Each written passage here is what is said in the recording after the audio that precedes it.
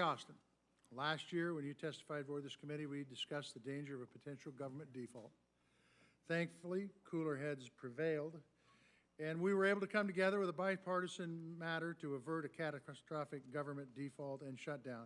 But we have failed miserably in getting the budget done on time. Here we are, more than halfway through the fiscal year, and you just got your budget, albeit 6 months late. These repeated delays have real impact, and I hope you'll illustrate for us the impact of these late budgets and constant continuing resolutions. We are meeting today to discuss DOD's $833.5 billion budget request for the next fiscal year. This is a 1% increase above last year's budget, and it is consistent with the budget caps that were agreed to in the Bipartisan Fiscal Responsibility Act. On a side note, I will tell you this, Mr. Secretary. The Ranking Member Collins and myself think we need a bigger number. And the reason for that, and you know this better than I, is because if we're going to invest in future technologies, this number has to be bigger. The military services and the combatant commands are telling us they have unfunded requirements in excess of $20 billion. The price of fuel is much higher. Our military is engaged in operations around the world. The National Security Supplemental that Congress cleared just last month, some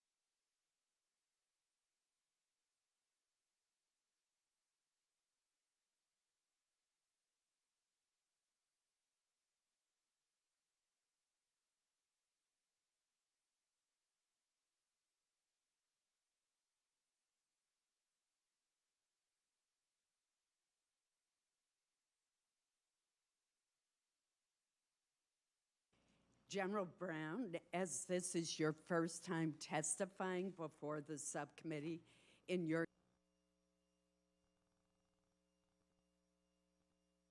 capacity as chairman of the Joint Chiefs of Staff, let me join the chairman in extending a special welcome to you. I also want to thank both of our witnesses as well as the comptroller for your service and the service of the men and women you represent.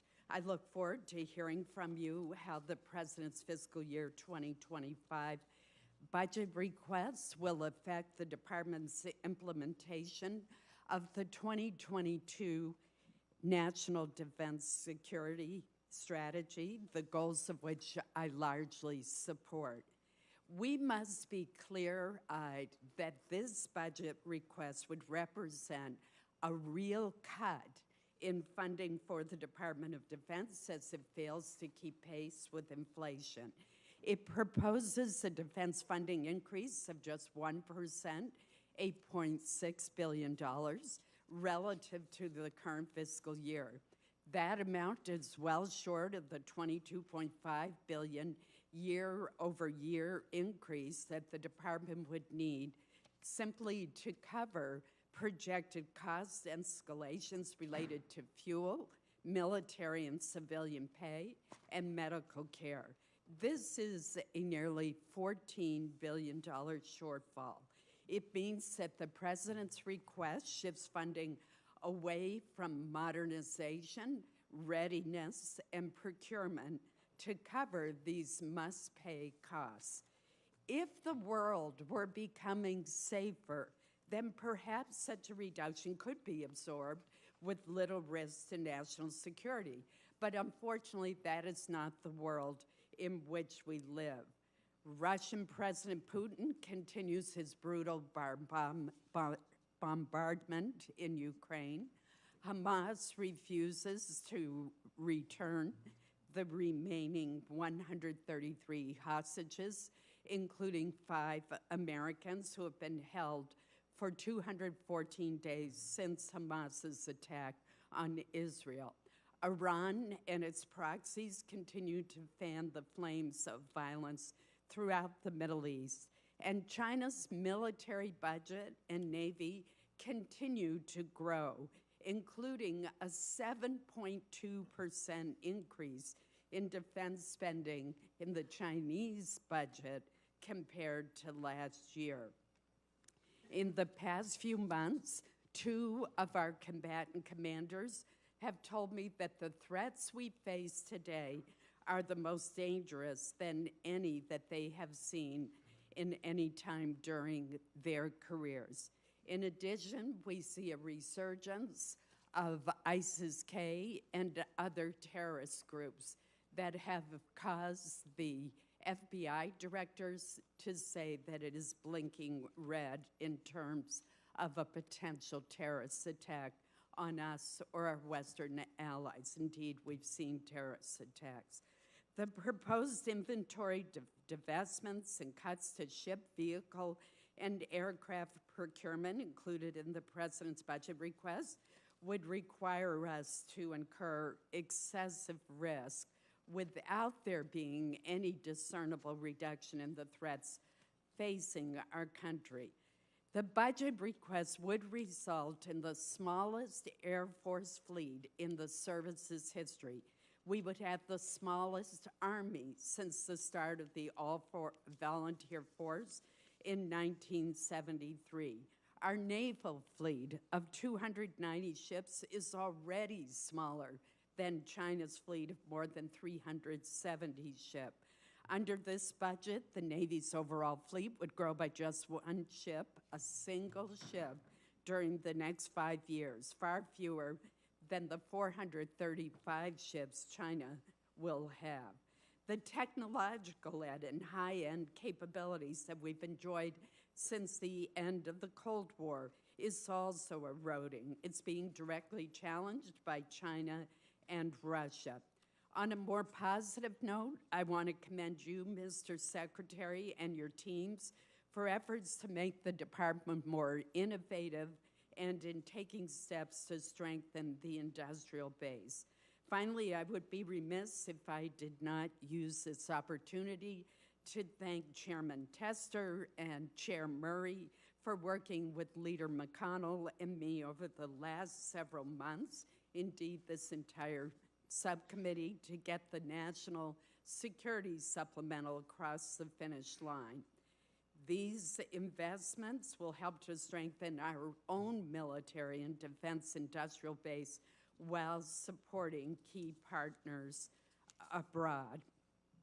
From the Portsmouth Naval Shipyard in southern Maine to the Defense Finance Accounting Service facility in northern Maine along our Canadian border, and many places in between, thousands of Mainers proudly support and contribute to our nation's defense. Employees at Bath Iron Works, which builds naval destroyers, and Pratt & Whitney, which manufactures military jet engines, perform essential roles in support of our national security.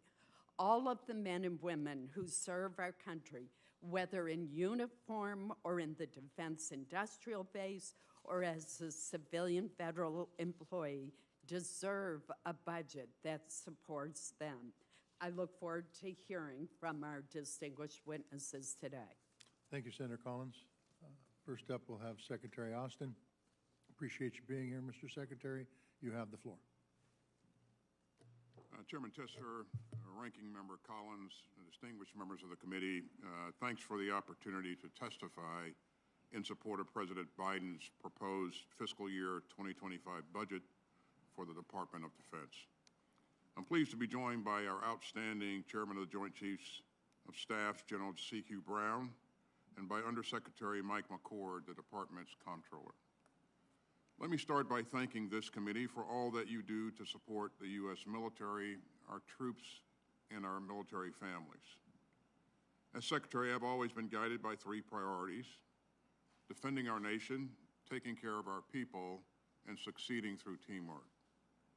Our budget request for fiscal year 2025 will advance all three of these priorities. First, the President's request will invest in cutting-edge capabilities across all domains. That includes $48.1 billion for naval and shipbuilding capabilities, $61.2 billion to reinforce U.S. air dominance, and $13 billion to bolster Army and Marine Corps combat capabilities.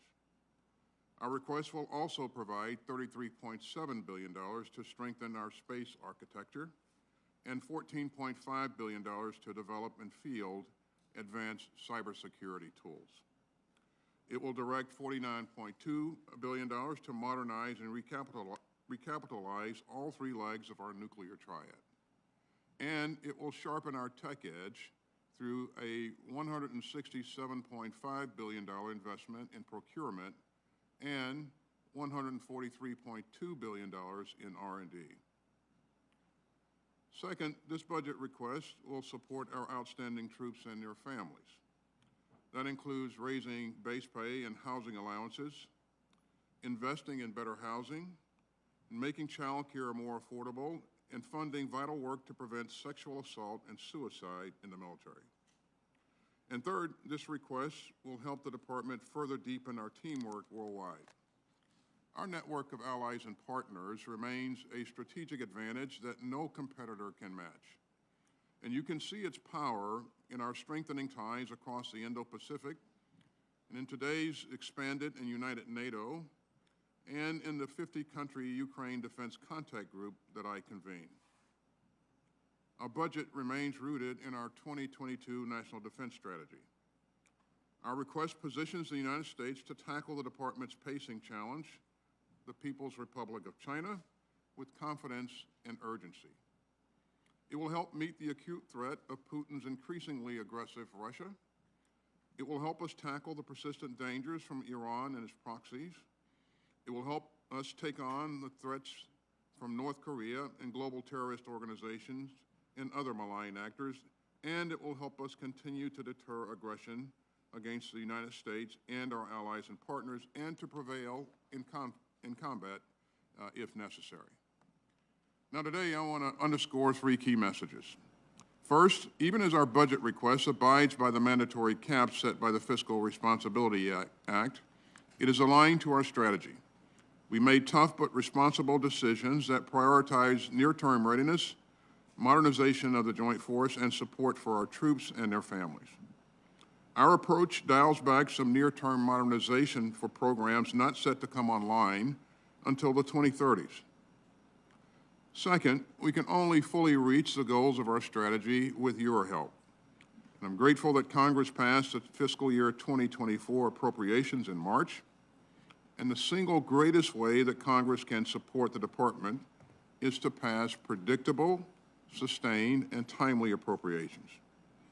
My third and final message is that the price of U.S. leadership is real, but it is far lower than the price of U.S. abdication.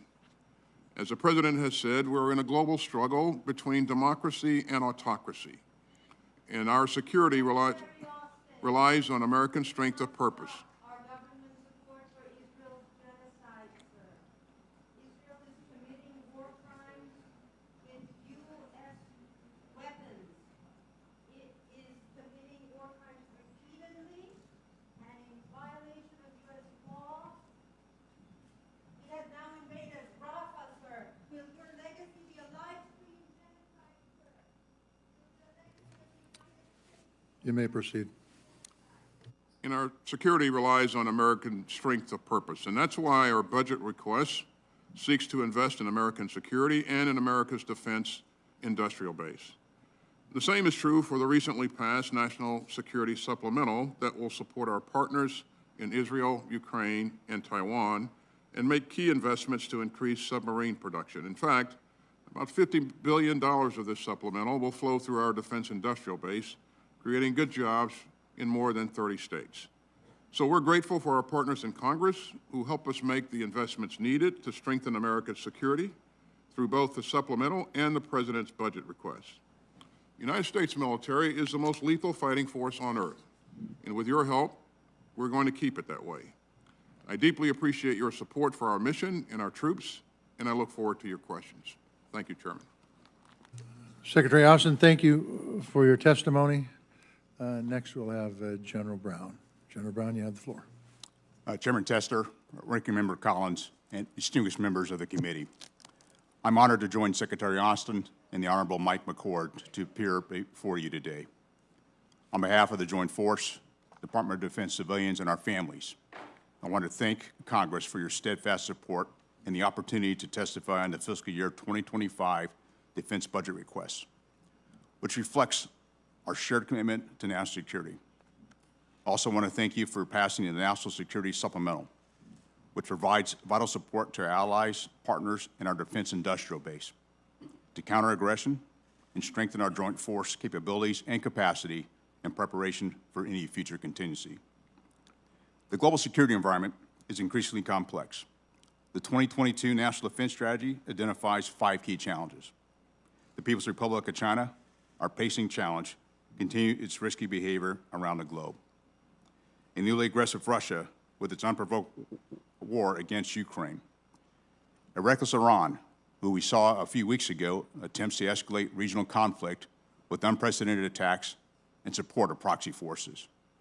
A destabilizing North Korea, which threatens regional security, and violent extremist organizations which leverage instability to advance their cause. These challenges are interconnected, which demands a strategic approach addressing the immediate threats while also preparing for future contingencies. It requires all of us to operate with a sense of urgency. Days after becoming the chairman, I laid out 3 expectations in my message to the Joint Force. Honing our warfighting skills has primacy in all we do. Modernizing and aggressively leading with new approaches, new concepts and approaches, and trust is the foundation of our profession. Our military exists to fight and win our nation's wars. We train every day to ensure we are so good at what we do that we deter any adversary for engaging U.S. in conflict. This budget requests $147 billion to sustain readiness and ensure the department can counter near-term threats. We're also focused on better integrating our allies and partners in our planning and operations by investing in critical programs and capability, expanding security cooperation, exercises, training, and interoperability. Our investments in readiness ensure the Joint Force can respond when the nation calls. While we are focused on our readiness for today, it is critical to modernize and lead with new concepts to prepare for tomorrow. The department continues to invest in capability and capacity to outpace our competitors while transforming from costly legacy platforms that are no longer relevant to the threat. This budget strategically invests $167.5 billion in procurement, underscoring our commitment to equip the Joint Force with unparalleled combat capabilities across every domain. This budget also invests $143.2 billion in research, development, tests, and evaluation of future capabilities that will retain our strategic edge. Finally, this budget invests significantly into nuclear modernization, digital innovation, multi-year procurement of critical munitions, and the strengthened defense industrial base. With rapidly evolving threats and technologies, accelerating our modernization is crucial. Lastly, trust is the foundation of our profession. Joint Force must build upon and uphold the trust in each other, trust of our families, trust of our elected leaders, and trust of our nation. Enhancing the quality of service and the quality of life of our personnel is not just a moral obligation, it's a strategic imperative.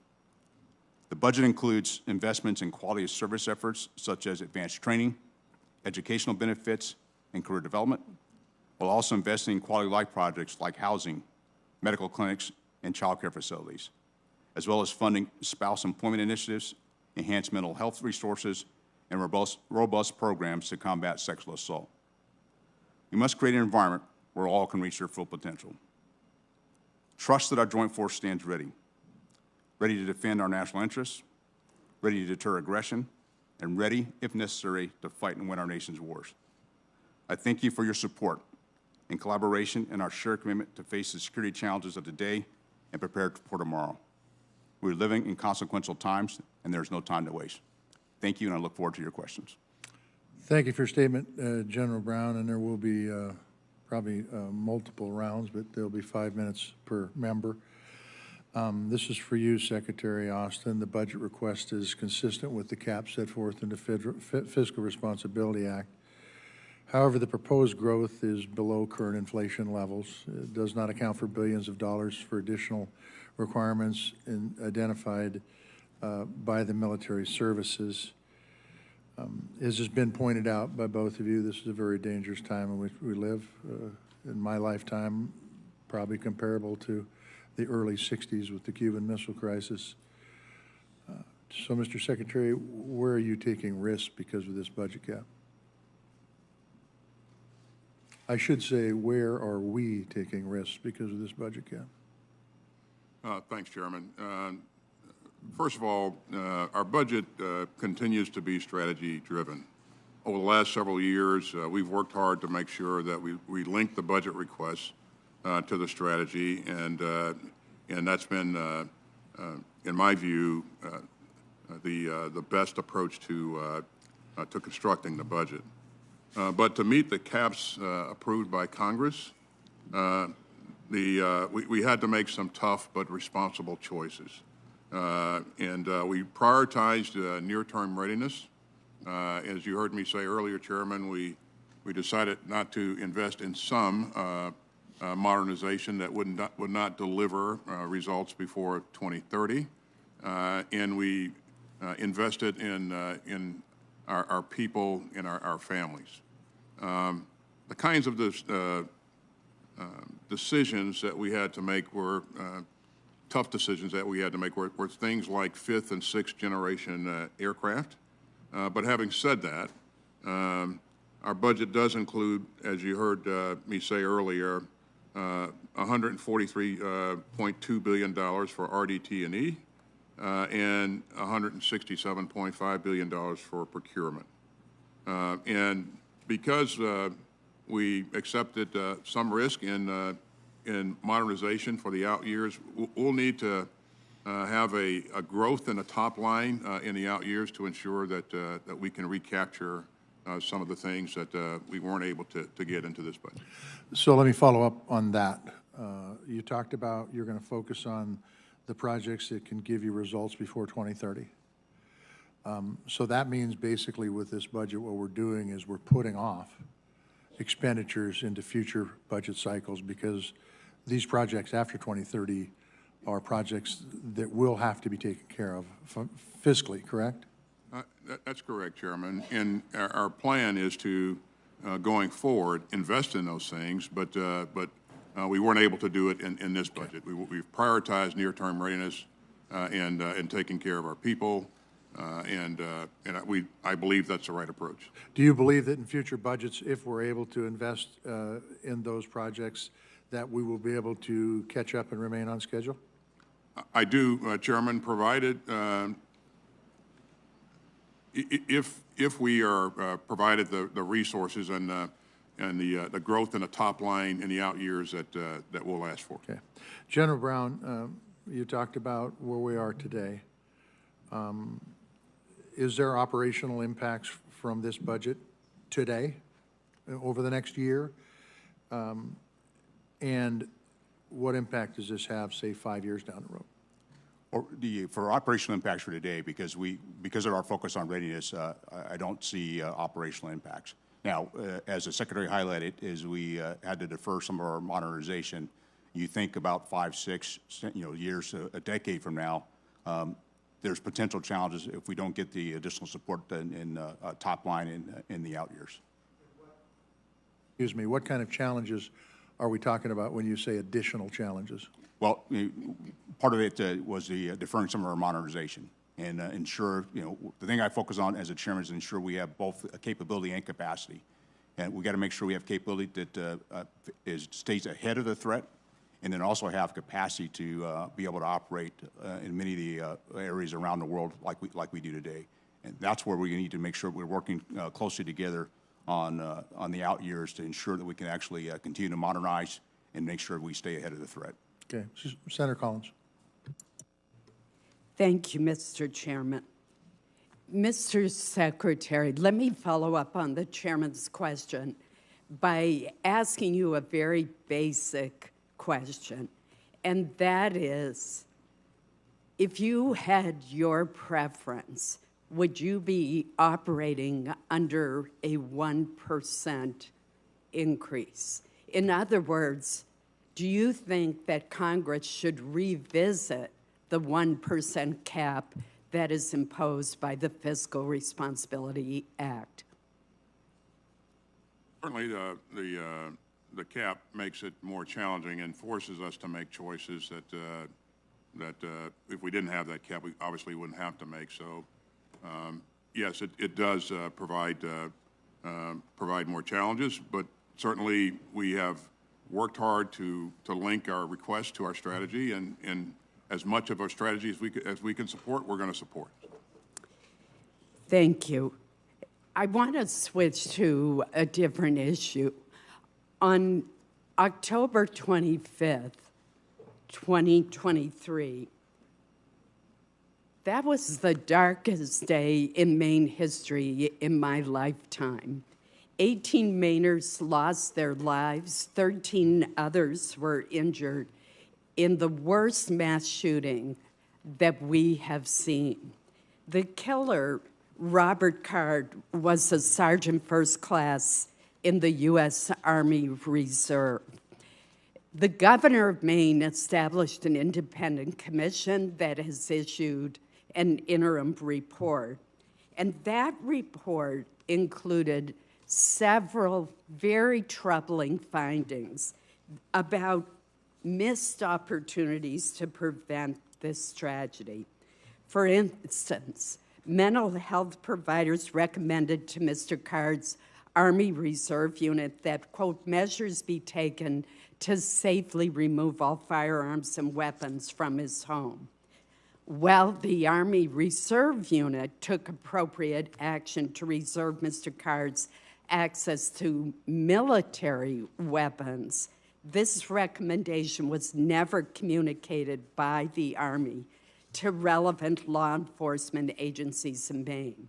We had members of Mr. Card's unit raising alarms with their supervisors about their fear that he was extremely dangerous. He actually assaulted a fellow soldier. He was institutionalized for 2 weeks at a hospital for those with mental illness in New York State while he was on drill.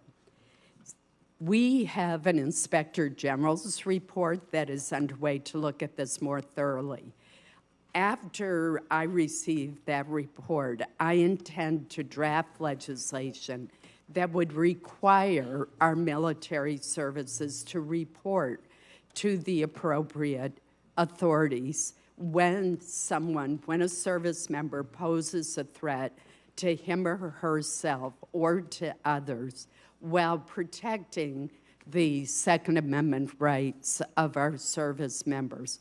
Would you commit to working with me on such legislation to establish formal policies and procedures so that we can ensure that our military services share this kind of relevant information with law enforcement and with state officials under the appropriate state laws? Thanks, Senator. Well, first of all, this was a tragedy, and my thoughts and prayers go out to all those affected by this tragedy. The health and welfare of our troops is very important to me, at the top of my mind all the time. So is the health and welfare of our community members. And so, absolutely, we will work with you to ensure that we have the mechanisms to, where appropriate, pass relevant information to authorities. And so I look forward to my staff engaging your staff on this issue and going forward. Thank you very much. Senator Shaheen.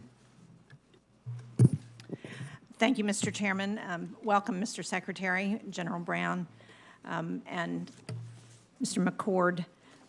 Secretary Austin, while I'm glad that we were able to pass the National Security Supplemental, I think all of us were relieved that that happened. What we've seen is that Russia's industrial base has been able to increase production, in part due to sanctions evasions, in part because they're getting assistance now from the People's Republic of China, from Iran, from North Korea. And we know that Iran now supplies 70% of Russia's drone capabilities in Ukraine. Those are the same drones that they're using in the Middle East to kill American service members and attack us. So can you talk a little bit about how the administration is seeking to limit industrial-based cooperation between Russia and China, and what in this budget will help us do that?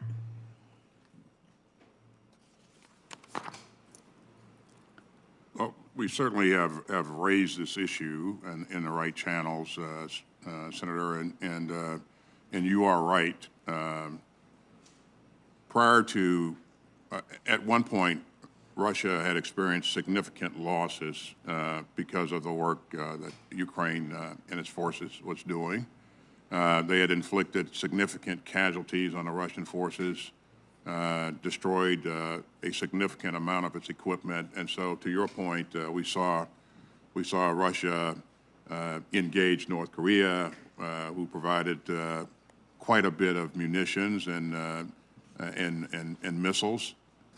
The drones provided by Iran really kind of helped begin to turn the tide there for Russia a bit and allow them to kind of get back up on their feet, in addition to them increasing their production in their industrial base. But without the help from Iran, North Korea, and China, to your point, this probably would not have occurred to the degree that it has occurred. So we have engaged in the right channels to emphasize our serious concerns about PRC and others providing this sort of support. As you know, there are sanctions that we continue to look at in a number of areas, and we revisit those sanctions to ensure that we're being as effective as we can. But that continues to be a work in progress, and so this is a whole of government effort, and again, I think we're engaging in the right channels, but there's a lot more work that continues to need to be done. Well, thank you. Clearly, we still have work to do. Secretary Austin, the last time I saw you before the Armed Services Committee, we talked about the 60 Minutes report about anomalous health incidents, and you committed to taking a look again at the genesis of those incidents. But one of the other aspects of that are the personnel who have been affected by those anomalous health incidents. And in DOD, the fiscal year appropriations bill for DOD in 2024 provided funding specific for payments to victims of anomalous health incidents, and there is funding in 2025 to provide payments as well. But the rulemaking that is required to get those payments out the door has not yet happened. Will you commit to this committee that the department will work on that and provide the required payments to victims? Absolutely, Senator. And do you know when DOD plans to publish its final regulations around this issue? I'll have to get back to you on that. I don't have a forecast. If you could get back to the committee, I would appreciate that. I know that we have a number of people who are waiting for help who have been affected. General Brown, this budget invests in important conventional capabilities, but one of the areas where we still have challenges is in the area of disinformation and misinformation. So can you talk about how the budget invests in our capabilities for cyber and in the information domain to counter what we're seeing from virtually all of our adversaries? Well, there's areas that we're investing in the information domain. In particular, there's about $14.5 billion in our cyber capabilities for both offensive and defensive cyber. There's about $1.8 billion for artificial intelligence to better understand how we would use that, but I think it's also important that we understand how our adversaries would use artificial intelligence against us. And it's really, again, how we bring together our data and using our data and having good ways to analyze, particularly the misinformation, and ensuring that we stay ahead in the, particularly in the cyber realm, to get information out and get the facts out early. And part of this is not only the investment in the technology, but it's also the investment in the training of our force to move at the pace of the way information moves today. That's something we'll continue to work on as well. Well, thank you. My time is up, but I hope we're also working with the Global Engagement Center at the Department of State, because clearly this is an area where we have an equal amount of work to do. Thank you. Senator Moran. Chairman, thank you. Mr. Secretary, thank you for your presence and service. The administration has halted a shipment of American-made munitions to Israel. Even if it's the administration's goal to reach a ceasefire agreement, does this not send the wrong message to our ally Israel and embolden Iran and Iranian-backed groups? We should not be signaling to Iran's enemies that our support is conditional. Many of us in this room worked hard to get aid included and passed by the House and Senate in the emergency supplemental. My questions on this topic are three. Should we be concerned that the aid that was included in that recent supplemental is in jeopardy of being withheld from Israel? Did the Secretary of State, Secretary Blinken, consult with you on this decision? And do you agree that halting U.S. assistance to Israel emboldens its enemies? Thanks, Senator. First of all, our commitment to Israel's security is ironclad. As you have seen from the very beginning, we have flowed billions of dollars of security assistance at a very rapid pace into Israel. And as you just mentioned, with your help, and we're grateful for this, you just passed the largest ever supplemental appropriation. And most recently, on April 13th and 14th, you saw us lead an unprecedented coalition to defend Israel as Iran attacked Israel with a significant number of drones and ballistic missiles. And so we're going to continue to do what's necessary to ensure that Israel has the means to defend itself. But that said, we are currently reviewing some near-term security assistance shipments in the context of unfolding events in Rafah. So you agree with the pause, and you were consulted and agree with the pause, Mr. Secretary? I think we haven't made any decisions. We did pause as we reevaluated some of the security assistance that we're providing to.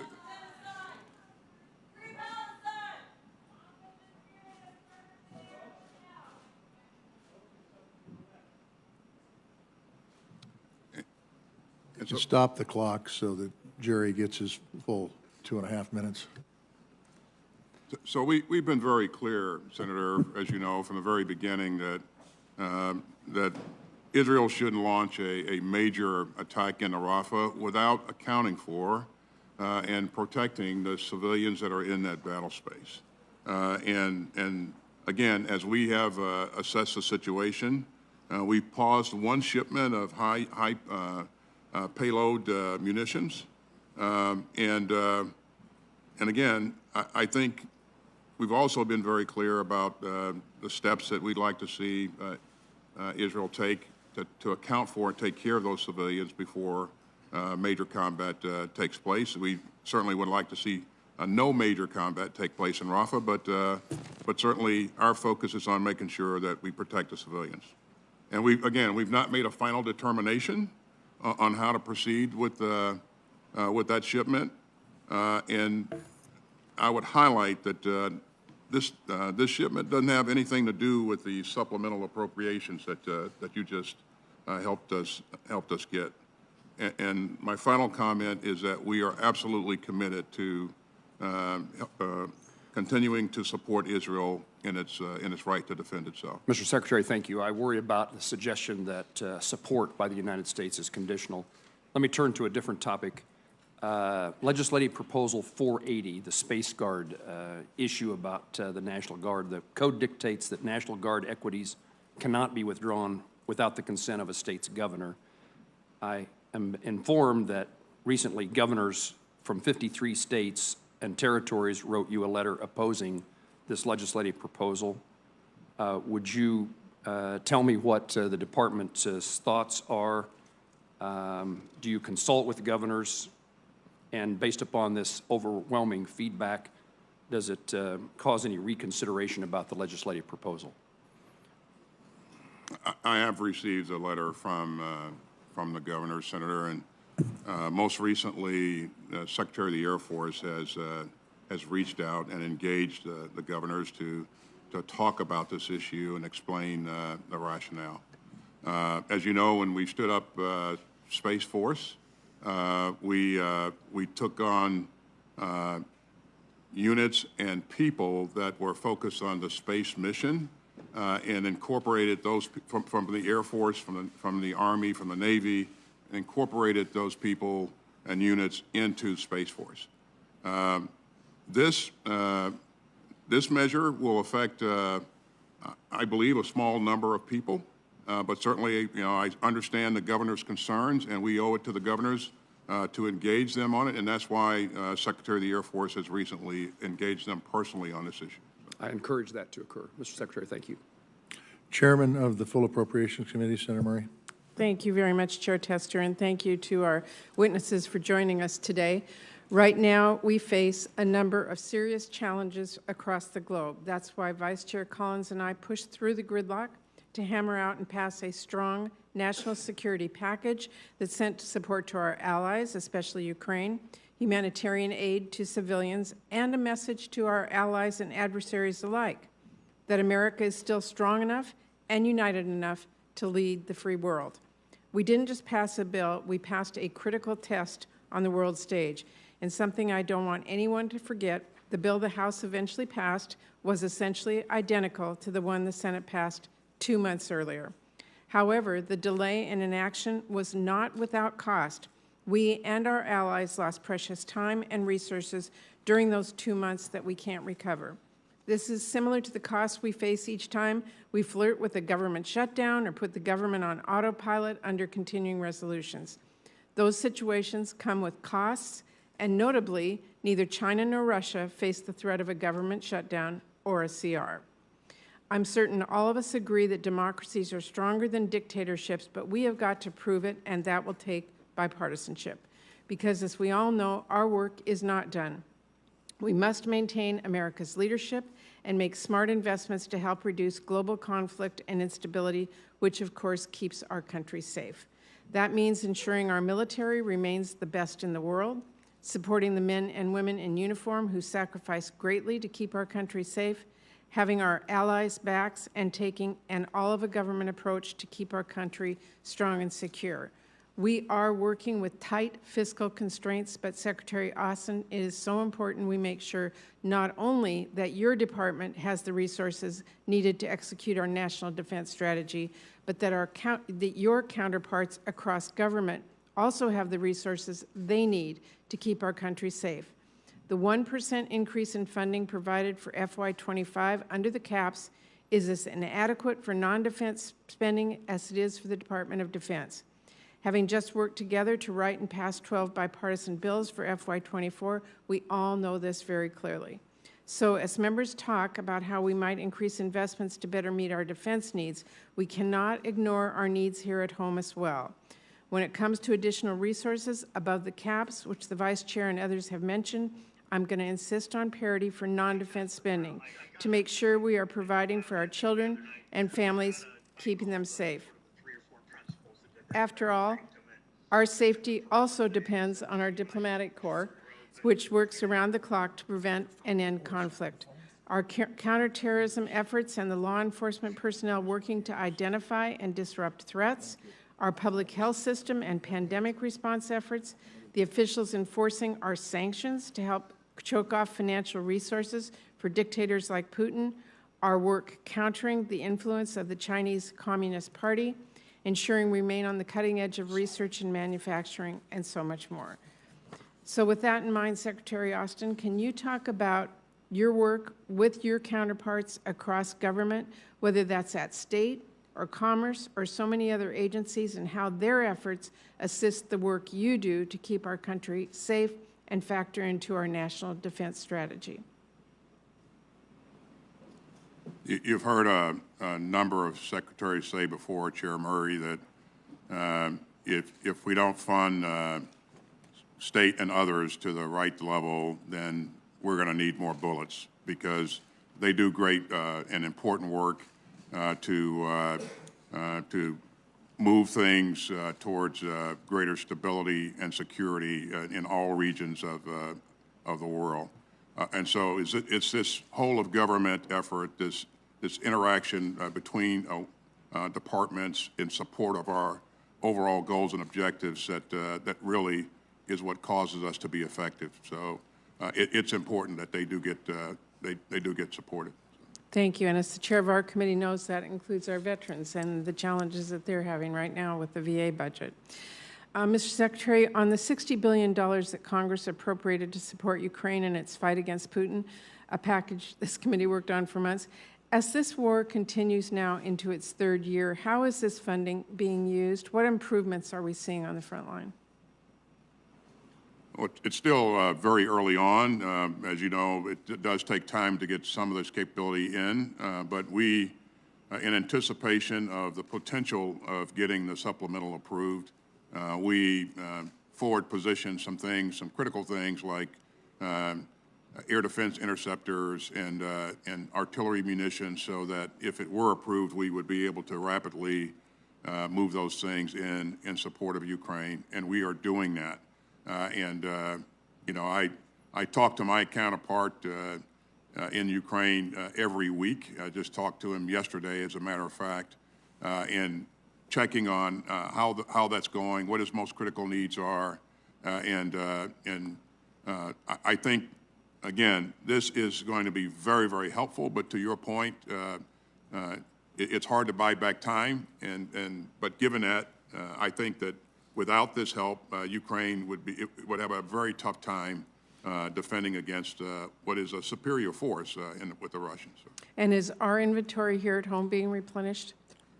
It will this supplemental will certainly help in a major way in that regard. I want to make sure that we do have the ability to replenish our stocks, and as we have drawn down some of our stocks and provided weapons and vehicles to Ukraine, we'll replace those weapons with newer models, and all of that work flows through our industrial base, and it'll affect some 30 different states in the country, and that creates good jobs, good paying jobs for Americans, and we remain excited about that.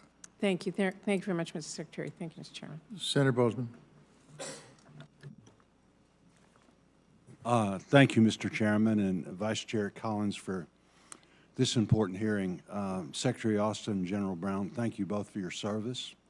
I appreciate your leadership and unwavering commitment to our service members, and very importantly to their families.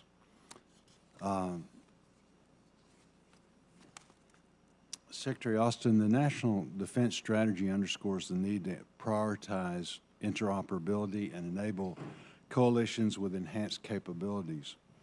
I remain dedicated to working with the Air Force to ensure Ebbing Air National Guard Base in Fort Smith, Arkansas, becomes the premier F-35 pilot training center in the future. It is important that this mission begins on time and with the necessary resources. Secretary Austin, can you speak to how this mission will strengthen warfighting capabilities and create an enduring advantage with our allies and partners?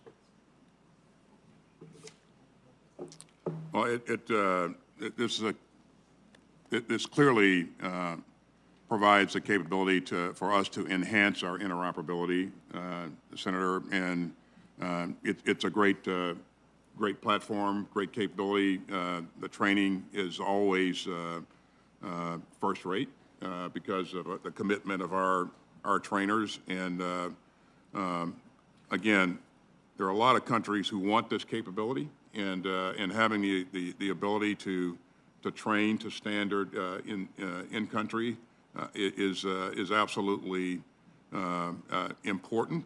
And so it contributes to the overall readiness of the combined force. So you can, interoperability means having the right policies and procedures, but it also means the ability to work together with our comrades in other countries. Right. And so this face-to-face work that is conducted at places like this, I think, is critical. So. Thank you, Mr. Secretary. General Brown, you and I recently visited Camden, Arkansas, where we toured a munitions production facility and saw the urgent need for our defense industrial base to increase capacity and replenish our stockpiles. The passage of the $95 billion security supplemental bill proves that when we provide assistance to our allies and partners, we strengthen our defense industrial base as well. This fiscal year, Congress also approved multi-year procurement for 6 missile programs for the first time. General Brown, what impact will multi-year procurement authority have on the defense industrial base and specifically munitions production? Well, when I think about multi-year procurement, what it does is it provides opportunity for consistency. And that consistency is for us to be able to provide a consistent demand signal to an industry so that they can actually get a workforce, have a supply chain, and know what to forecast for over several years. I think that's going to help us in the long run because that consistency will help build trust. It'll drive down cost, and it will then ensure we get capability delivered on time. Good. If we have inconsistency, it's going to decrease that trust, increase the cost, and then also increase how long it's going to take to get the capabilities in the hands of our warfighter. So the multi-year procurement, the national security supplemental that will invest in our defense industrial base is hugely important, not only for our allies and partners, but it's just as important for our force as well. Good. And I appreciate you getting out and about. I know you're traveling a lot, visiting these places, and again, I think that's really important and very well received. Secretary Austin, I appreciate your continued focus in taking care of people. The budget calls for a 4.5% pay increase for service members and annual increases to housing and subsistence allowances. The quadrennial review of military compensation is due to be completed by January 2025. In the meantime, there have also been multiple recommendations to enhance pay flexibility for service members, including incentive pay for certain career fields and targeted raises for junior enlisted service members. Secretary Austin, in your opinion, where would pay flexibility be most effective if implemented? Well, first of all, let me thank you for the support that you've given us to date. As you pointed out, we're asking you for a 4.5% pay raise in this budget request, Senator. But to take you back a bit, in 23, we asked you for a 4.6% pay raise. You supported us on that. And in the fiscal year 24 budget, we asked you for a 5.2% pay raise. And that's the largest pay raise in 20 years. And so when you add those together, I think that's a pretty meaningful increase in compensation. My goal is to reduce the costs on troops and families and provide more resources. And so anything that we do in terms of these types of actions, to answer your question, does reduce the strain on our troops and families.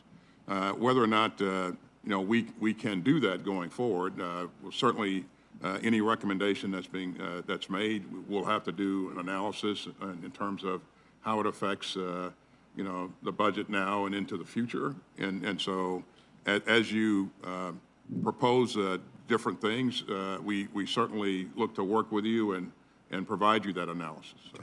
Thank you, sir. Thank you, Mr. Chairman. Thank you, Senator Boozman. Senator Schatz. Thank you, Chair, Vice Chair. Secretary, thanks for being here. I want to talk to you about the Red Hill closure and remediation. Once the decision was taken to shut down Red Hill, that part went relatively smoothly and was ahead of schedule. And then there's the whole enterprise of the new concept of operations as it relates to fuel in the Pacific. I'm going to set that aside for the moment because the thing that the community is working on and thinking about the most is long-term health impacts and long-term environmental impacts, and what of the appropriated money that we provided to the department is allocated for that. Now, we just got a brief, and so we have some broad categories for what I think is called community response, but I'd love it if you could just articulate both at the conceptual level and in as granular a manner as you can what you're planning to do with the remainder of the money as it relates to making sure that none of that petroleum eventually makes its way back into any of those aquifers, and that anyone who's been harmed by ingesting petroleum product gets taken care of by the department. Well, thanks, Senator Schatz. As you mentioned, once the defueling was complete, then we stood down the Red Hill Task Force, and then stood up a task force that the Navy is now in charge of, and is charged with environmental remediation. And I've had personal conversations with both the leader of the task force and, most importantly, the Secretary of the Navy on how important this is, and they are committed to ensuring that they do the right things to make sure that we get this right going forward. We owe it to the members of the community to ensure that we do in fact do this. In terms of specific amounts of funds that are allocated to each segment of this, I'll have to take that for the record and come back to you on that, sir. That's fine. And we just got briefed on it yesterday, and it's still a bit of big pots of money categories, 95 million here, 32 million there, 562 going to the task force. So we don't even know what these numbers mean. But I think, the community is asking me what's happening with the money. It has to be obligated by the end of this fiscal year. And so time is short. So if we can get fidelity on that, it doesn't have to be with you, but it can be any member of your team. That would be very, very And while we're at it, Senator, yes. with your permission, I'd just like to thank you and the delegation for your continued support.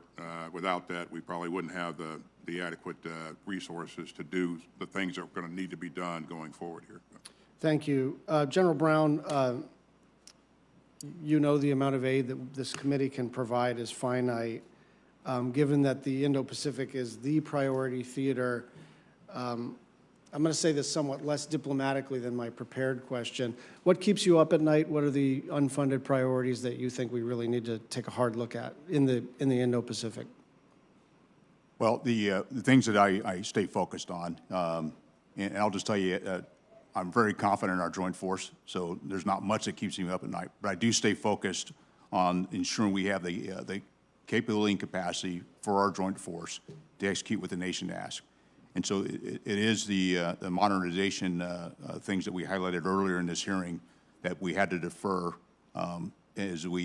because of the Fiscal Responsibility Act. And so I want to make sure that we actually have that capability and capacity as we modernize. It's also the multi-year procurement that we also spoke about on munitions. I also want to have a strong defense industrial base so we can produce those munitions and those capabilities so we don't have a fair fight. I want to have an unfair fight where we have the advantage and do that not only with our joint force, but also with our allies and partners. This is a little bit outside of our committee, but a lot of us are on the MILCON committee as well. The other thing I'd flag is overseas MILCON is never the most exciting thing for a member of the United States Senate to fund, but it is really essential in the Indo-Pacific theater. And then certainly in the state of Hawaii, a lot of the DOD's assets, bases and installations and everything else are sitting on really, really old infrastructure. So that's the other thing that's less exciting to fund: sewer systems, water systems, electrical redundancy, and all the rest of it. But we're not capable if we don't have those things operating well. So let's at least elevate it, even though, you know, it's not exactly the kind of thing that you do a ribbon cutting for if you're a good politician. So thank you. And all those things cost money, and it's another reason we need to revisit the caps. Thank you, Senator Schatz. Thank you. Senator Capito. Thank you, Mr. Chairman, and thank you all for being here and for your great service to our country. Secretary Austin, I'm a little concerned, very concerned about the credibility of the administration's deterrence policy.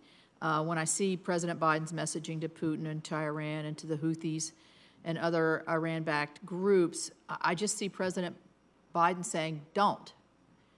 And we've had, you know, attacks. People are obviously not adhering to that. I'm concerned that we are significantly eroding our deterrence by setting these sort of ambiguous boundaries and letting our adversaries kind of walk over us sometimes. So what steps are you and the President taking to establish a stronger, more credible deterrence against these threats from our adversaries, besides just don't? I take it you're speaking about the Middle East. Yes, sir. Specifically. So, you know, we had a number of goals at the very beginning of this crisis, and one of them was to protect our people and both our troops and civilians in the region. Another was to recover the hostages. Another was to ensure that we're doing everything that we can to support Israel in its efforts to defend itself. And then finally, it's our goal to ensure that we contain this conflict in Gaza and not have a regional conflict break out. So you saw us early on deploy some pretty substantial capabilities into theater to discourage people from trying to do that, from trying to blow this into a regional conflict. And I think even though there's been dust-ups throughout the region, we don't see a regional conflict at this point, Senator. So if you take a look at the attacks that were being conducted against our troops, you recall that in January leading up to January, we saw a number of attacks against our troops and our bases. And you saw us in February conduct a pretty major strike that the President authorized in both Iraq and Syria. Since that time, we've seen 2 incidents, and we attribute those actions to probably rogue elements. So in that case, they have been deterred from attacking our troops. But in terms of Iran and its actions in the region, Iran continues to present a threat to the region, and that's something that we're going to have to remain focused on for sure. Let me ask both of you a question here about the reports that of withholding weapons. We all voted, many of us, I certainly did, and was pleased to support the bill by 79 to 18 to reinvigorate not just our own defense industrial, but also to give aid to several other entities. What is the status of withholding our weaponry that we voted to send to Israel? Are we doing that? Why are we doing that? Again, you know, our commitment to Israel is ironclad, Senator, and you know, as I said earlier, since October 7th, we have flowed in billions of dollars worth of security assistance, and as you just mentioned, you just passed the largest supplemental in history that's focused on Israel, and we're going to continue to do what's necessary to support Israel. Are those reports false, then, that I'm reading? No, we are currently reviewing some near-term security assistance shipments in the context of the unfolding events in Rafah. So we are withholding our shipments of weapons predicated on the strategy that Israel's employing and going into Rafah? Is that the bottom line here? We've not, again, we're assessing. We have not made any final decisions on this yet, but to answer your question, yes. Yes. There are some things that we're taking a closer look at. Okay, that's an answer that's, well, thank you for clarifying it. I wouldn't say I agree with it, but thank you for clarifying it. General Brown, let me ask you, this is one of the things that's come up on the refortification of our own munitions. How do you see that now that we've passed this and the President signed this? Well, it's going to put us on a much better path. And it's not only what the supplemental, but it also say the FY24 National Defense Authorization Act, which allowed for multi-year procurement for 6 systems. I wouldn't look to actually expand that in the future on multi-year procurement, because what that will do will provide levels of consistency for our defense industrial base, so they can actually workforce, facilities, supply chains, and allow us to make sure we have the capacity from a munitions standpoint. So you're convinced that we're on a glide path to renew our munitions supplies to a satisfactory level for you all? We're on a good path. And Good. one of the pieces I'd also add, though, getting a budget on time is actually really important to actually provide that level of consistency, so we can write contracts and gives our defense industrial base the confidence and the trust that they can invest and have that workforce and supply chain. I think we all hear you. Thank you. Senator Coons. Thank you, Chairman Tester and Vice Chair Collins, and thank you to the leadership of this committee, the full committee chair and vice chair, for navigating some very challenging dynamics and getting ultimately delivered to our warfighters and to all the different departments and agencies that were supported through the supplemental, a critically needed additional funding. As a new member of this subcommittee, I look forward to working with you. I've got 2 questions I'd like to focus on. As you heard Chair Murray in her, I thought, compelling commentary, we need to coordinate between defense, diplomacy, and development to be as effective as possible, particularly in places that are on the margins of the main conflicts currently appropriately occupying most of your time. I chair the subcommittee that funds the State Department and USAID. 5 years ago, President Trump signed into law the Global Fragility Act, which Senator Graham and I and 24 other senators co-sponsored and worked on. And it's a simple proposition.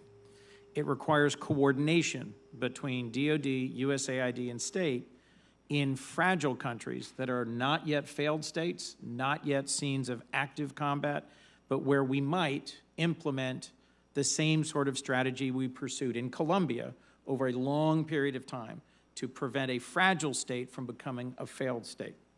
One of my concerns has been the genuine lack of DoD engagement in Global Fragility Act implementation.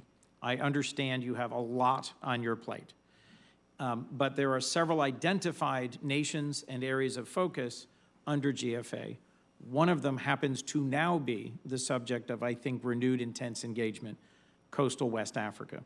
I've been to every country in the Sahel. I have visited the relevant air base in Niger that is now being occupied by both Russian and American troops, as we are likely being forced to leave Niger. I'm very concerned about the security and stability situation in the region. And our partners, Ghana and Cote d'Ivoire, with whom we have trained and prepared for quite some time, have been asking now for years for additional security assistance. Mr. Secretary, I'd be interested in your input on what DoD's plans are for taking advantage of this existing structure for how we can coordinate planning between the diplomats, the development professionals, and the security professionals of our government and our allied partners in an area that is newly of some focus, Ghana, Cote d'Ivoire, Togo, Benin, because of the very real threats of violent extremist organizations, of Wagner, of jihadists in the Sahel threatening these partner nations. How do we plan to use this tool, sir?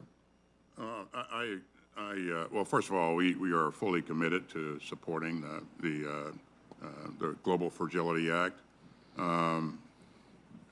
And you are right, that area that you mentioned is of increased importance. You mentioned that we were forced to leave Niger. We will leave Niger, Senator, but as you know, what we do in order, terrorism thrives in ungoverned spaces. And what Yes. we typically do is to try to help countries develop their own capability to control their sovereign spaces. But you got to have a reliable partner. And in this case, you know, Sir, we could spend a lot of time on the well, coups in what am Mali and Burkina and Niger and how that happened and why. Not to interrupt, I don't mean to be rude. I have very little time, sir. I agree with you that we have an unreliable partner in Niger. I visited those facilities. I regret that the significant investment that we made there will not likely redound to our benefit. I just was wondering how you see prioritizing partnering with state and AID in developing security plans for coastal West Africa, if I might, sir. Yeah, so what I was going to say next is that you are right. This is an important area, and we are working with state currently to address those places that you mentioned and potentially develop the capability to have a presence there and partner in a more significant way with a couple of those countries. And that work is ongoing now. Well, I look forward to consulting with you both about this because I think there is an urgency to it from a security perspective. I would agree. Chairman, this is what keeps me up at night, is a number of very capable foreign terrorist organizations that see this. If I might, Mr. Chairman, ask one last quick question. Damn quick. Damn quick. I've also recently visited in Jordan and Iraq, and I'm very concerned about the threat to our forces posed by exactly the low technology drones that Iran is providing to Russia at scale. I see that there is a specific counter-UAS fund in this year's budget. Just briefly speak to the importance of having flexible funding and our ability to develop and deploy quickly state-of-the-art defenses to this evolving threat to our troops. Thank you, sir. Senator Baldwin. Thank you, Mr. Chairman. Mr. Secretary, the Army continues to budget for tactical wheeled vehicles at rates well below the minimum sustaining rates industry requires to keep production lines open. And further, the Army is risking a gap in production by transitioning the Joint Light Tactical Vehicle to a company that has no experience manufacturing this platform. So I'm worried that the Army's management of these programs and their associated industrial base, the Army is due to complete a strategy for the acquisition of these platforms this summer. But I'm concerned about the Army's ability to grade its own work, frankly. The tactical wheeled vehicle sector is an important part of the overall industrial base and our national security strategy. So, Mr. Secretary, can I count on sound decision-making from DoD on vehicle programs? And further, will you engage the Office of the Assistant Secretary of Defense for Industrial-Based Policy in reviewing the Army's management of the tactical wheeled vehicles and providing recommendations? You can. I will. There's no question that Wisconsin's industrial base is critical, and so we want to make sure that we continue to do the right things and keep and make sure we have the capacity to address our needs going forward. So, Okay. Wisconsin's industrial base is something, of course, that's always on my mind, and so I'm going to shift to our shipbuilding. Mr. Secretary, we're all troubled by the 75-day shipbuilding review that found major delays among most of the shipbuilding programs. And I was surprised to hear that the Navy estimates that the frigate will be delayed by as many as 36 months. As you and I discussed last year, I worked to secure funding for the industrial base and workforce development programs that would support growing the skilled workforce that we need to sustain robust production of the frigate. I'm disappointed that it took the Navy 15 months to obligate the fiscal year 2023 funds.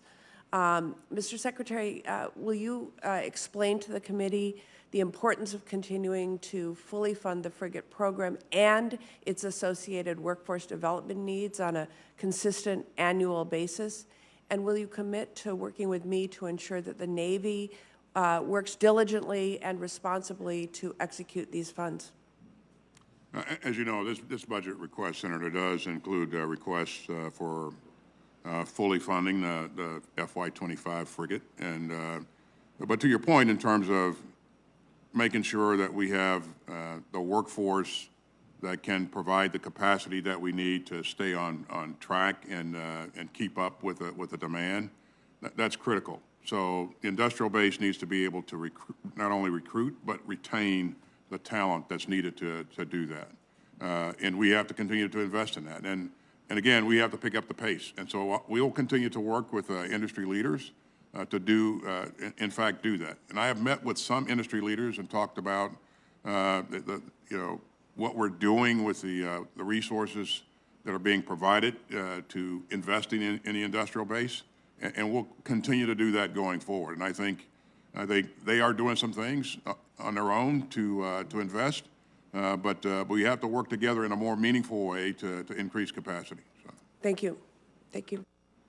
Senator Graham. Thank you. Rather than get in a fight about the Navy, why don't we agree with the following? That the Battle Force Ship Assessment Requirement Report issued said that we need 381 manned ships, 134 unmanned, for a total fleet size of 515, I think, by 2043. General Brown, is that right? Senator, I'm not familiar with the complete study, but I do know we need additional okay. capability. So I'm just assuming the people who issued this knew what they were talking about. We're on track to have 294 ships by 2030 under the budget proposal. Is that right, Secretary Austin? Right, Okay, 291, yep, okay. 29, and Yeah, right. So we're at 293, and 2030 we're going to have 294. It must be a lot of shipbuilding between 30 and 40. The problem's money. It's not your fault. I'm not blaming anybody. I think this committee ought to look at an OCO account, if you believe the Navy is essential to deterring China, that to come up with a sustainable plan to get our Navy in shape to deter war with China and other places. I think we've got to look at sort of modernization OCO. I want to have a bipartisan discussion about to give you the ships and the things you need to win the wars we hope we never have to fight by deterring them. So let's go to Ukraine right quick. General Austin, you said that Ukraine is a vital national security interest of the United States. How that ends, do you agree? That if we lose in Ukraine, pull the plug on Ukraine, we'll send a signal of weakness. that's right. Yeah. That's right, Senator. I agree with that. And General Brown, I'm sure you agree too. I do agree. I totally agree. There are people on our side, Senator Collins will tell you, we hear from all the time. Just, it doesn't matter, pull the plug on Ukraine. All due respect, you're wrong, in my view. So I'm going to keep supporting Ukraine. Now, you just confirmed that that we're delaying transfer or stopping transfer of certain weapons like 2,000-pound bombs to Israel. Is that correct? What I Secretary said, Austin. we're assessing Okay. where we are right now. Well, there are media reports that it's happened. Are they incorrect? That we have made a decision to. Yeah. Again, we've made no decisions. Okay. We're assessing. Are you worried that if you make a decision to deny weapons that Israel say they need, that it would send a signal to Hamas and Iran to keep pushing? Senator, we want to make sure that we're providing the right kinds of weaponry. Okay. Would you have supported dropping the atomic bombs on Hiroshima and Nagasaki, General Brown, to end World War II? Well, Senator, I think it's just based on the situation where Well, we know. I mean, it's happened. We know. I'm not asking. They did it. Do you think that was disproportionate? it was definitely. Well, do you, in hindsight, do you think that was the right decision for America to drop 2 atomic bombs on the Japanese cities in question? Well, I'll tell you, it stopped the World War. Okay. Well, so we had a. Do you agree, General Austin? If you'd been around, would you say drop them? I agree with the chairman here. I mean, if we go back in time, says, hey, we got 2 atomic bombs, should we drop them? What would you say? Well, I think the leadership was interested in curtailing the. Well, what's Israel interested in? Do you believe Iran really wants to kill all the Jews if they could? The Iranian regime, yeah. Do you believe Hamas is serious when they say we'll keep doing it over and over again? Do you agree that they will if they can? I do, Hamas. Okay, though, but right. not Do the you believe that Palestinians. Hezbollah is a terrorist organization also bent on the destruction of the Jewish state? Hezbollah is a terrorist organization. Okay, so Israel's been hit in the last few weeks by Iran, Hezbollah, and Hamas, dedicated to their destruction. And you're telling me you're going to tell them how to fight the war and what they can and can't use when everybody around them wants to kill all the Jews? And you're telling me that if we withhold weapons in this fight, the existential fight for the life of the Jewish state, it won't send the wrong signal? Do you still think it was a good idea, General Austin, to get out of Afghanistan? I support the president's decision. Yeah, I think you do. I think it was a disastrous decision. If we stop weapons necessary to destroy the enemies of the state of Israel at a time of great peril, we will pay a price. This is obscene. It is absurd. Give Israel what they need to fight the war they can't afford to lose. This is Hiroshima and Nagasaki on steroids. Senator Murphy, you're clear. Senator Murphy. Thank you very much, Mr. Chairman. Great to see you both. Thank you for your service to the country. It's pretty stunning to me how this country and our allies fail to learn recent history lessons. Those recent history lessons in both Afghanistan and Iraq tell us that there are substantial, grave limitations to the ability of military force to eliminate a terrorist threat. In fact, history tells us that the application of overwhelming military force can, in fact, grow terrorist threats, not shrink them. Mr. Secretary, you've said today that Israel has the right to defend itself, and the United States supports Israel's right to defend itself. I agree. But if Israel's strategy is making it more likely, not less likely, that future terrorist attacks will occur, then it is not an effective strategy. And so it's all well and good to get angry about a conversation the United States is having with Israel over the right strategy to defeat terrorism, but we have lots of experience in failed strategies. The National Intelligence Estimate, released just earlier this year, said this, that the Gaza crisis has galvanized violence by a range of actors around the world, and while it is too early to tell, it is likely that the Gaza conflict will have a generational impact on terrorism, a generational impact on terrorism. Both al-Qaeda and ISIS, inspired by Hamas, have directed supporters to conduct attacks against Israeli and U.S. interests. Here's my question. How do we apply the lessons that we learned in Iraq and Afghanistan as a means of helping Israel understand how to defeat Hamas? And what is your assessment of whether this campaign is, in the long run, going to decrease the ability of Hamas or follow-on organizations to recruit and retain strength and the ability to hurt Israel and the United States? Thanks, Senator. We've said all along that Hamas does not equal the Palestinian people. They are not one and the same.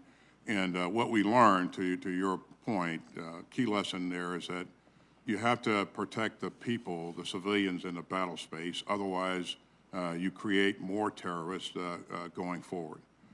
So it's not only a moral imperative, but it's also a strategic imperative that you protect civilians, and the two aren't mutually exclusive. You can do both, and we know how to do that. And so, in terms of the lessons learned, the kinds of things that we would endeavor to pass along, those are the things that we continue to have a dialogue on. But there have been far too many civilian casualties in this battle space, and I think we should do everything possible to ensure that we're protecting for civilians and providing for their welfare, humanitarian assistance.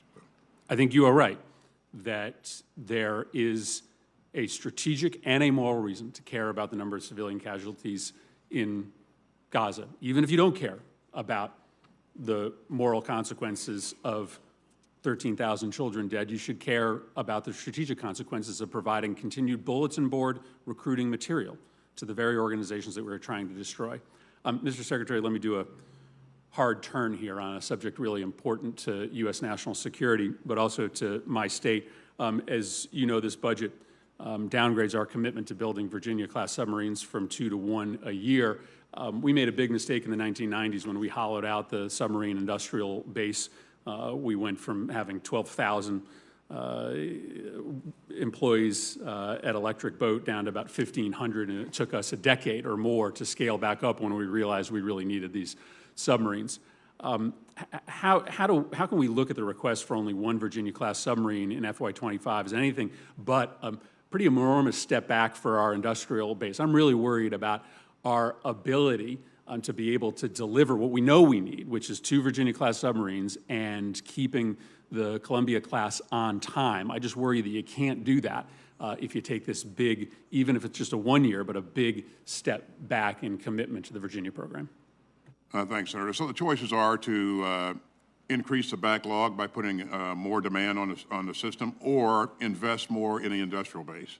And that's the approach that we've taken. We asked you for, in 23 and 24, we asked you for $1.9 billion to invest in the industrial base, sub-industrial base.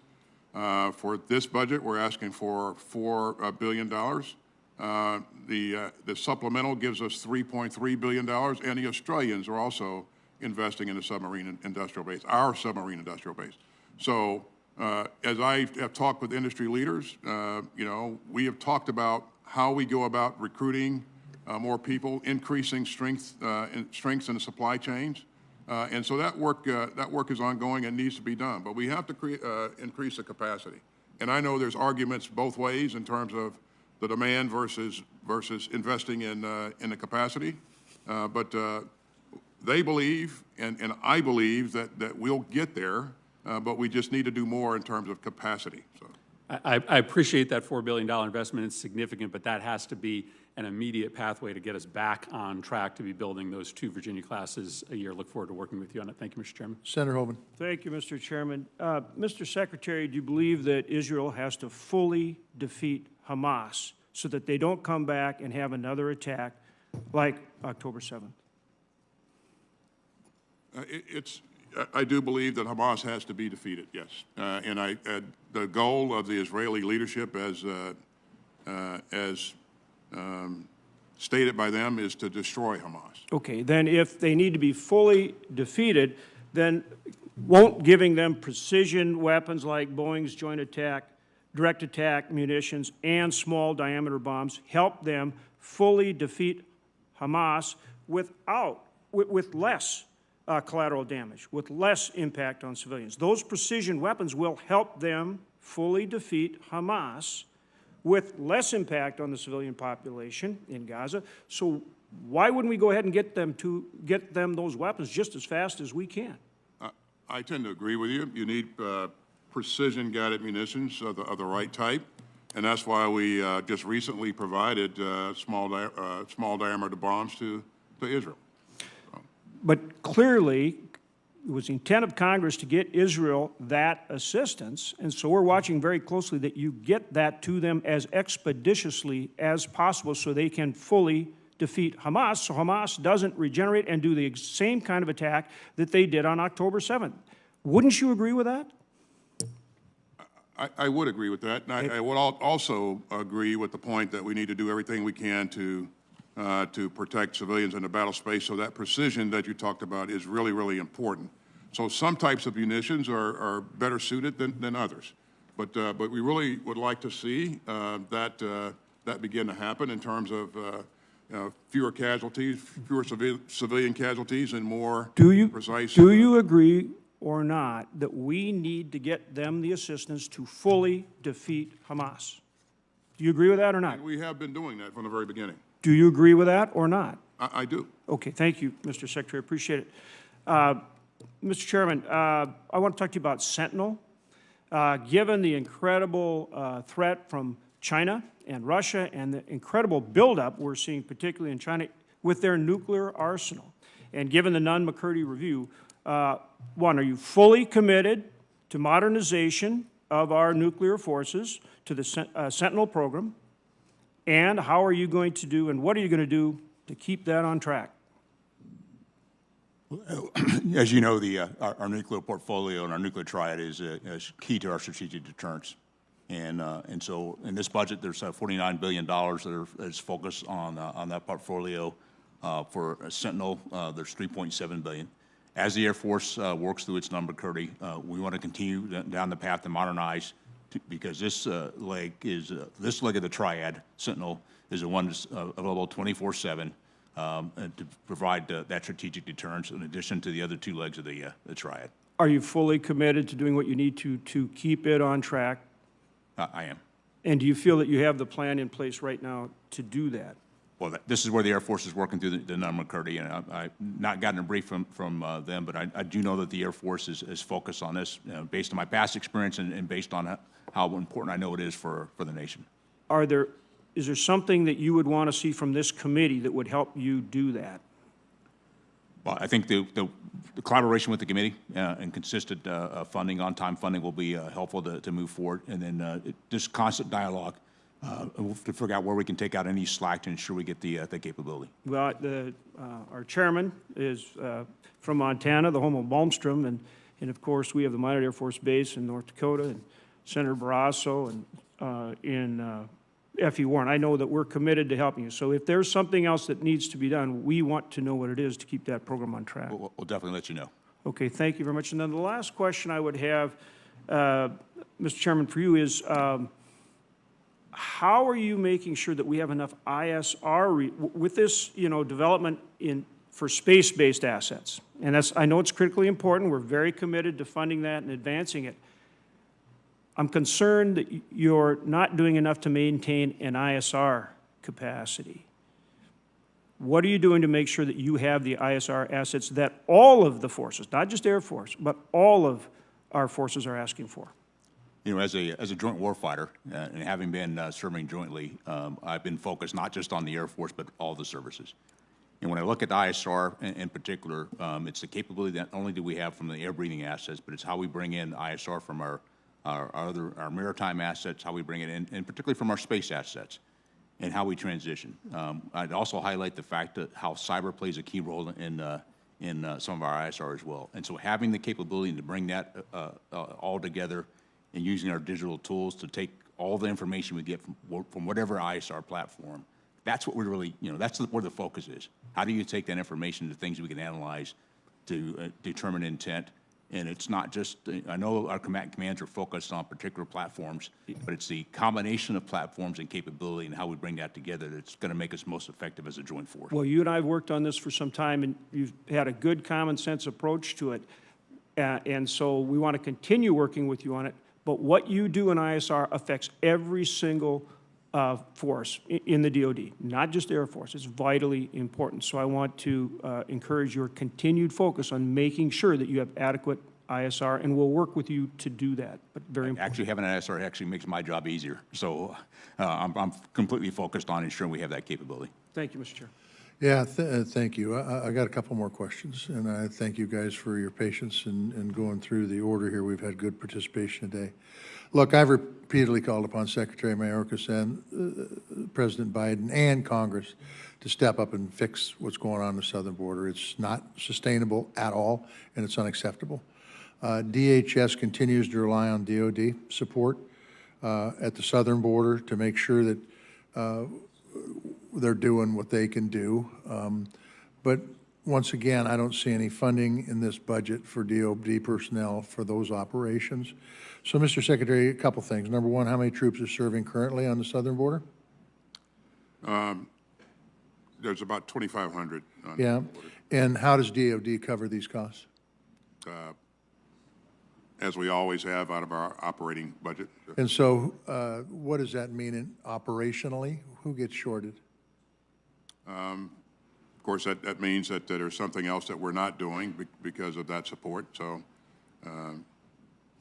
but you know, it's important that that we do everything we can to support DHS in its effort to in its work on the southwest border. We've been doing that for 19 of the last 23 years. The price tag's been about $4 billion. But again, we are supporting an agency, and DHS is a lead agency. And again, it's important to our country, and we're going to do what's required to support. So let me ask you this, Mr. Secretary. Do you agree with my perspective that the administration needs to do more to secure the border, and we shouldn't have to depend upon the military to do that? We should or should not? Should not have to depend upon the military for that? I could not. I agree, but if we're required to assist, then certainly we will continue to do so. I want to go back to and the President agrees with the fact that there's more that should be done, and that's why when you came up with this bipartisan approach, that was very much supported. So. Yeah, well, no doubt about it.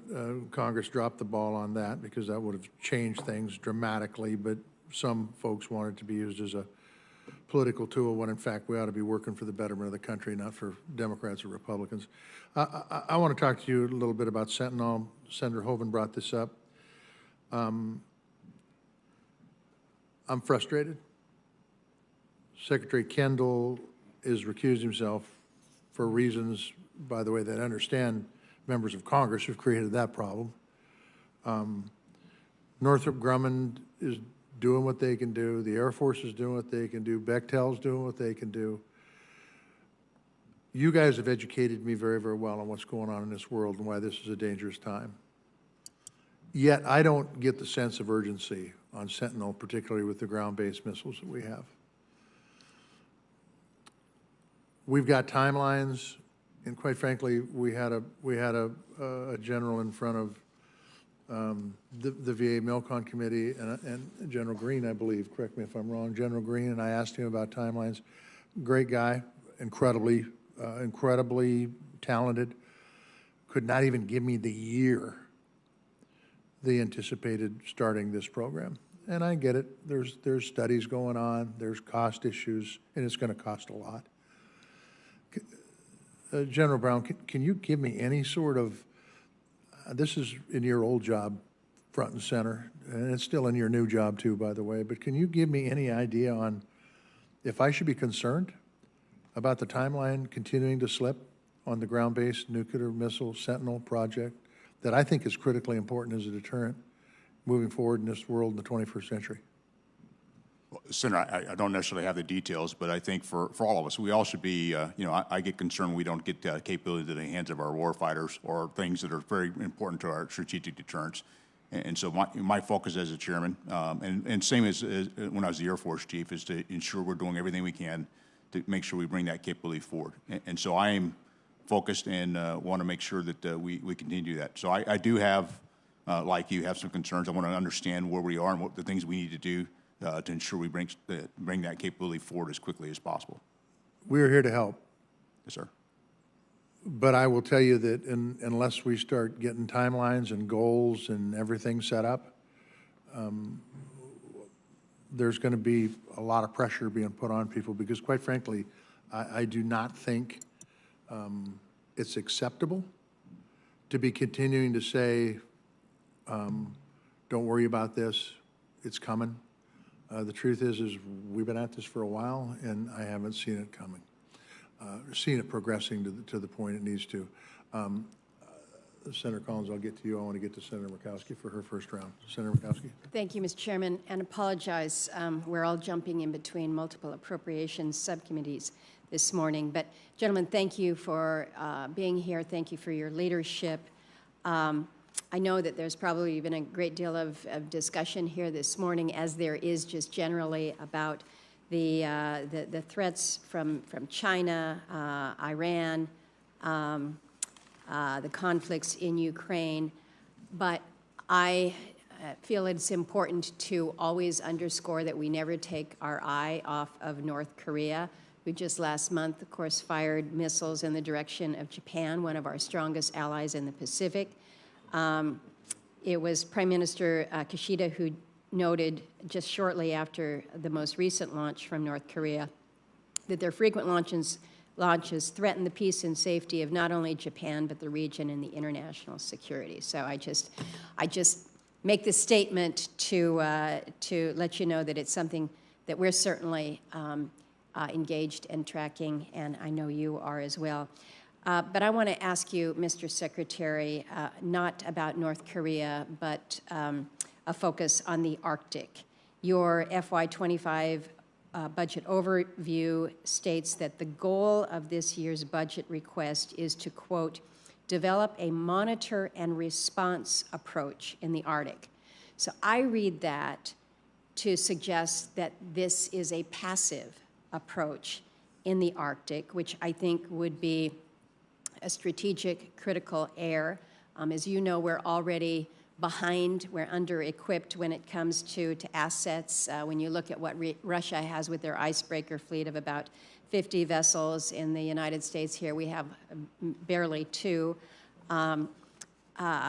Mr. Secretary, you've been to the state, you've had really strong statements noting that the United States has to project power in both regions while also serving as a front line in the Homeland Defense mission. So you're saying all the right things, but I'm concerned about the wording here.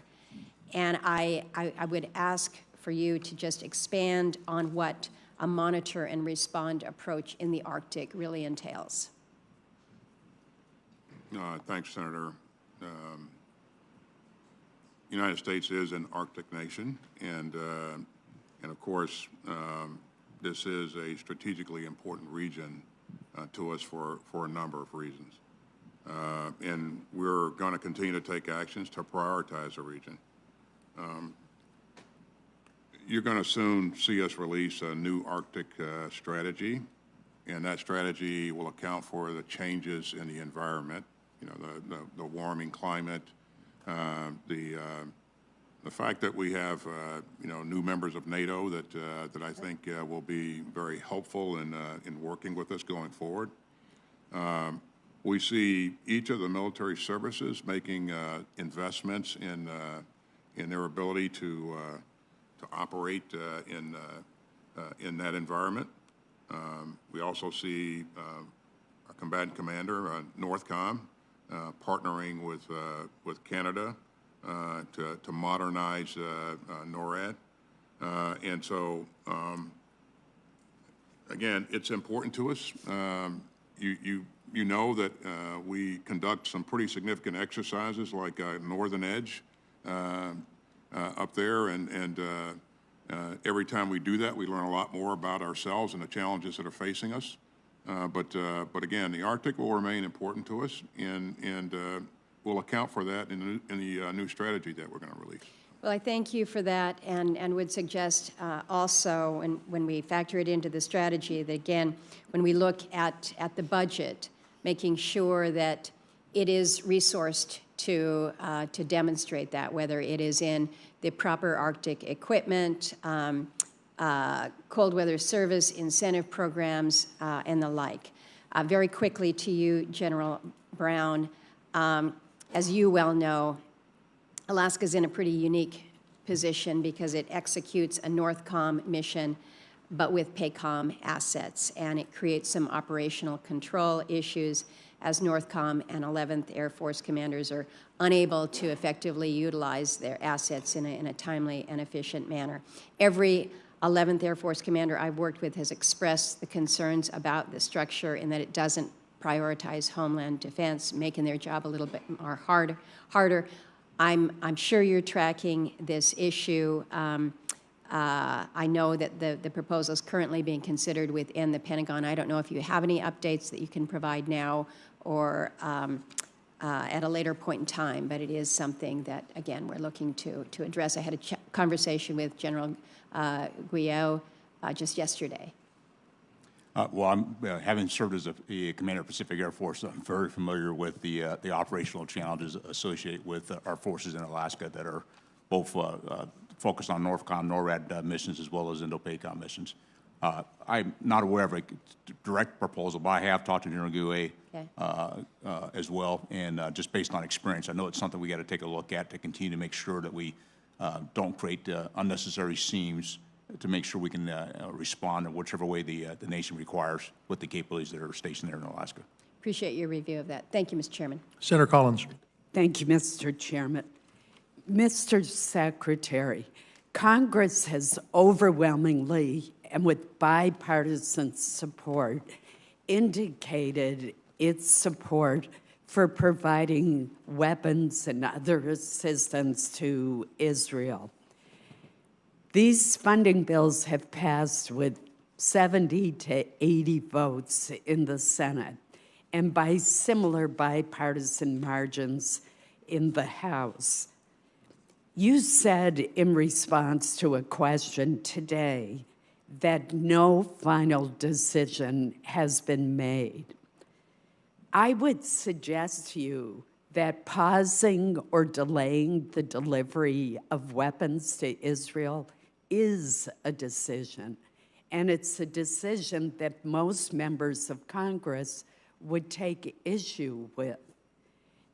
I was reading a report from John Spencer, who is the chair of urban warfare studies at West Point, and he said, quote, Israel has implemented more measures to prevent civilian casualties in urban warfare than any other military in the history of war. So that leads me to ask you, what conditions is the administration asking Israel to fulfill before releasing these weapons that the administration has deliberately delayed despite strong congressional support for this assistance? Well, thanks, Senator. Well, first of all, it's about having the right kinds of weapons for the task at hand. And a small diameter bomb, which is a precision weapon that's very useful in a dense built-up environment, is helpful. But maybe not so much a 2,000-pound bomb that could create a lot of collateral damage. And so we've been very clear that we have to do more or Israel needs to do more to protect the civilians in the battle space. And we wanted to make sure that we saw a plan to move those civilians out of the battle space before executing any kind of ground combat operation. And we would also like to see them do more precise operations. Now, you know, I don't doubt that they have some very good policies, and they do, but it's important to make sure that we're following the policies. And so we've been having conversations about this, and so we think it's imperative that we do more to protect civilians in the battle space, and that's the real issue. So.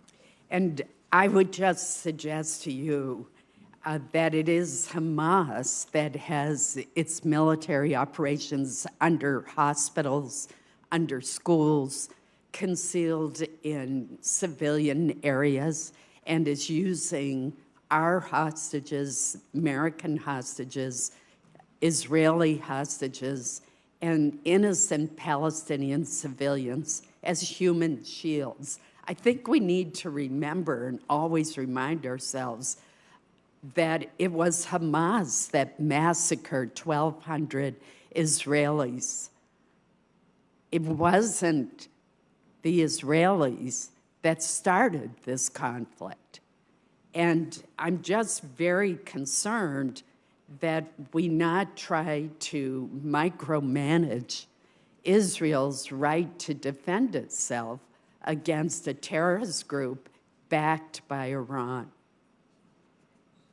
Let me just quickly go to one other issue, and that is, I know that the national security strategy focuses on great power competition with China.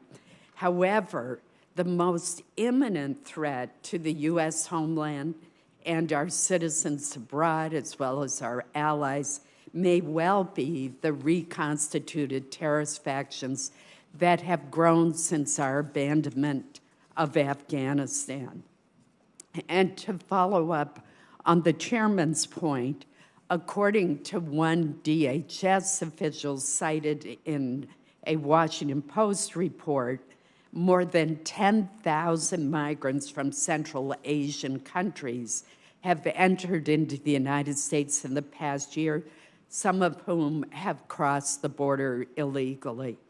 So is the Department of Defense also keeping its eye on the terrorist threat, which I believe is, as the FBI director has said, blinking red, and working with our intelligence community?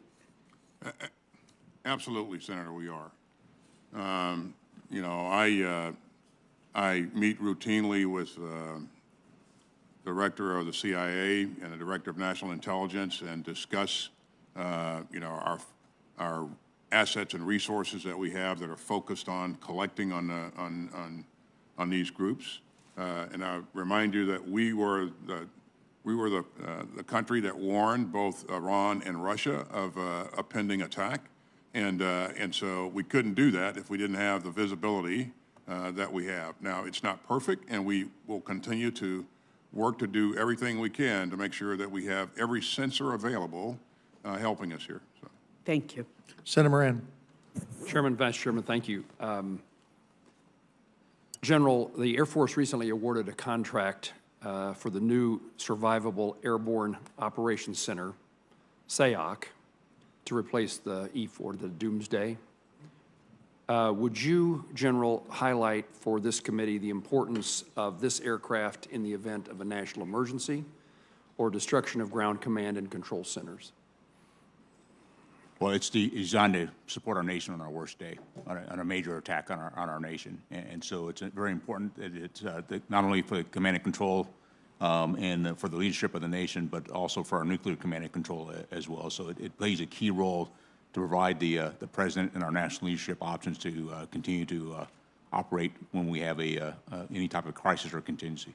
What's the reason there needs to be a replacement of the current aircraft? Just based on age. And one of the things we have to pay attention to, not only for this particular platform, but for, I would say, all of the platforms we have within the department, is to ensure that we actually have a viable platform that we can sustain from a maintenance standpoint, because at some point it gets more costly to maintain than to move into a new capability. I would also say technology. As technology advances, we want to make sure we have the most advanced capabilities that the nation has to offer in the platforms that we use, not only for our command and control, but also for our warfighters. Thank you, General. Secretary Austin, the Bipartisan Strategic Posture Committee report recommended fully and urgently executing the U.S. nuclear modernization program of record, including the replacement of all delivery systems. Can you highlight, please, some of the key successes related to modernization of our strategic delivery system? Yeah, well, in this forum, I'll say that, again, we're asking you in this budget for some $49 billion to continue to invest in all three legs of the triad.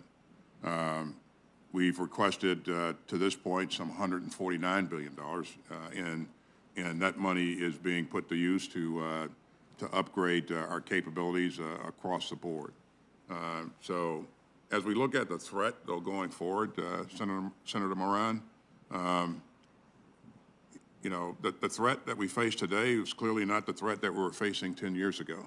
And it won't be the same 10 years from now. So this is a kind of a changing challenge, and we have to keep pace with that. And so we anticipate that going forward there will be more changes that will have to be made, and you know, as our adversaries get more capability. So. Thank you both. I want to thank you for being here, gentlemen. We appreciate you. We appreciate the testimony you've given here today and the answers to the questions. Senators may submit additional written questions, and we ask you to respond to those questions in a reasonable amount of time. Special thank you, even though you didn't say one word, Mike McCord, thank you very, very much. You were a critical component of making all this stuff work, and I want to recognize your good work. Thank you very, very much. Thank you, Chairman, and appreciate the opportunity to engage with this subcommittee throughout the year in multiple forums. Yeah, absolutely. This subcommittee is going to reconvene on Wednesday, May 15th at 10 a.m. to hear from the Undersecretary of Defense for Acquisition and Service Acquisition Executives. As of right now, we stand in recess.